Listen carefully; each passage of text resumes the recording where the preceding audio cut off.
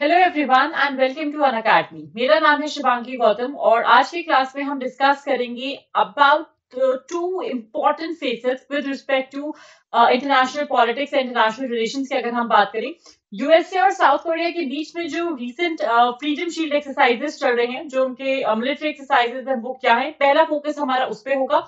और उस वजह से, उस डर की वजह से, जो नॉर्थ कोरिया ने दो बैलिस्टिक मिसाइल्स को फायर करा है after apparent threat from USA, या जो अमेरिका को धमकी की बात कहते हैं ना उत्तर में, as a result of that जो उत्तर कोरिया ने दो बैलिस्टिक मिसाइल्स दागी हैं, वो क्या थी, क्या रीजन था इसका, क्यों ब्लूमबर्ग से लेके अल जजीरा, कोई भी ऐसा इंपॉर्टेंट बड़ा बड़े से बड़ा अगर हम बात करें न्यूज़पेपर हो, कोई भी ऐसा रिपोर्टिंग ग्रुप हो, वो क्यों इस चीज को कवर कर रहे हैं? किस चीज का इतना ज्यादा डर है नॉर्थ कोरिया के मन में कि उसने राइट अवे इस पर्टिकुलर साउथ कोरिया और यूएसए की इस एक्सरसाइज की बात बैलिस्टिक मिसाइल्स को दागा है?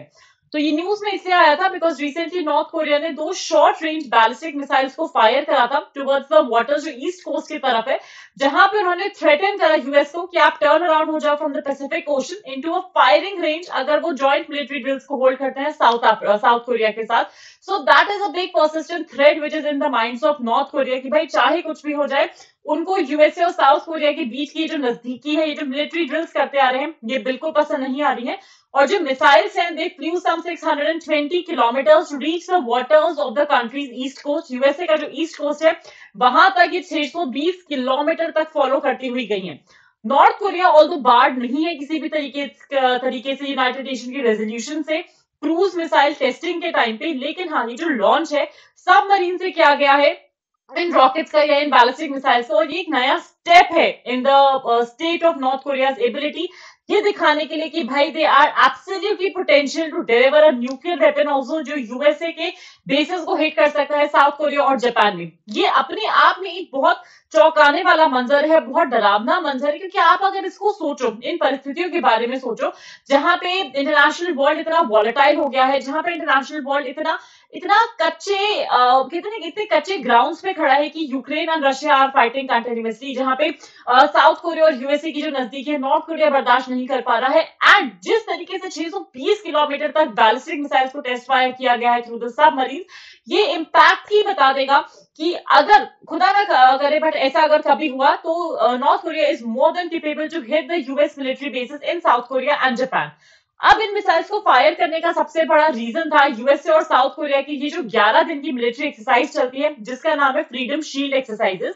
ये Freedom Shield exercises they are apparently amongst the largest joint military drills जो होती हैं इन दोनों अलाइज के बीच में, और बहुत सालों से चलती आ रही हैं, जहां पे किस तरीके से ये नॉर्थ कोरिया का जो न्यूक्लियर और मिसाइल थ्रेट है उसको या उससे रिलेटेड कितना प्रोमिनेंट, अगर हम बात करें कितना प्रोमिनेंट यूएसए और साउथ कोरिया का अपना डिफेंस सिस्टम है, उसको टेस्ट करने के लिए की जाती है। शायद इसी रिजल्ट में, शायद इसी डर से, because of these particular military exercises, north Korea ने इतना बड़ा कदम उठाया है।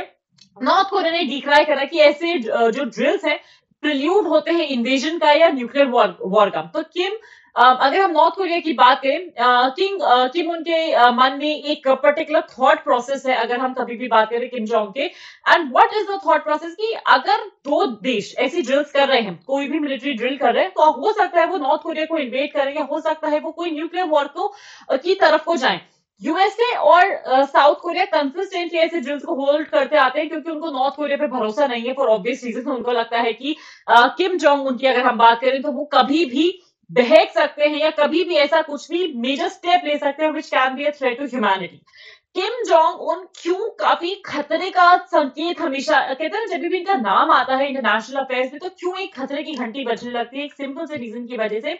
आप 2012 से 2023 तक के फिगर्स देखो, ब्लूमबर्ग का ये जो रिपोर्ट आया था, इसमें आप देखो कि किस तरीके से कौन से टाइप के बैलिस्टिक मिसाइल्स को इस नॉर्थ कोरियन लीडर ने फायर करा है। From starting from SRBM, MRBM, IRBM, ICBM, over a period of time somehow 2018 में एक संक्षेप विराम था उस एक पर्टिकुलर साल में, जहां पे न्यूक्लियर टेस्ट जो कहते हैं ना, टेस्ट के लिए, टॉक्स के लिए सारे के सारे सब कुछ हॉल्ट कर दिए गए थे, जितने भी इनके टेस्ट हो रहे थे। बट 2020, 21, 22 में तो रिकॉर्ड तोड़ दिया। अभी 23 तो शुरू ही हुआ है, 2 ही महीने बीत पाए हैं, एंड द नंबर जिस तरीके से कंटिन्यूसली इन्होंने अपने मिसाइल्स को टेस्ट फायर करा है, टाइप ऑफ बैलिस्टिक मिसाइल जिनको टेस्ट फायर करा है, be it short range, be it any type of intercontinental ranges के बैलिस्टिक मिसाइल्स हो, जहां पे there have been certain missiles which have most likely ended in a failure, but even yet so, coming from the figures, आप अगर ये देखोगे कि भले ही कोविड का सिचुएशन रहा हो, भले ही दुनिया किधर भी जा रहा हो, left right centre, Kim Jong उनको फर्क नहीं पड़ा है। He has been a very stern perpetrator कि भाई मुझे अगर मिसाइल्स को साधना है, मुझे अगर टेस्ट फायर करना है तो मैं करूंगा, and I am not going to listen to anyone for that reason. अब सबसे बड़ा सवाल ये आता है कि भैया ये फ्रीडम शील्ड एक्सरसाइज क्या है, जिससे किम जोंग उन की नींद उड़ी पड़ी है, या जिसकी वजह से वो इतना खतरे उनको लग रहा है कि अपेरेंटली इतना डर है उनके मन में।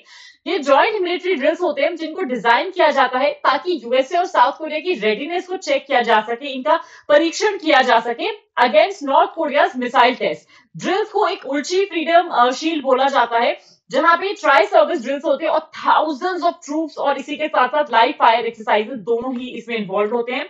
ड्रिल्स में रिहर्सल्स होते हैं, रिहर्सल सिनेरियोज होते हैं कि भाई अगर नॉर्थ कोरिया ने अटैक कर दिया किसी भी की इंडस्ट्रियल फैसिलिटी पे, कोई एयरपोर्ट पे, किसी सेमीकंडक्टर फैक्ट्री पे, या किसी न्यूक्लियर पावर प्लांट पे साउथ कोरिया में या जापान में, across the areas, in that particular situation USA और साउथ कोरिया कैसे एक साथ काम करेंगे।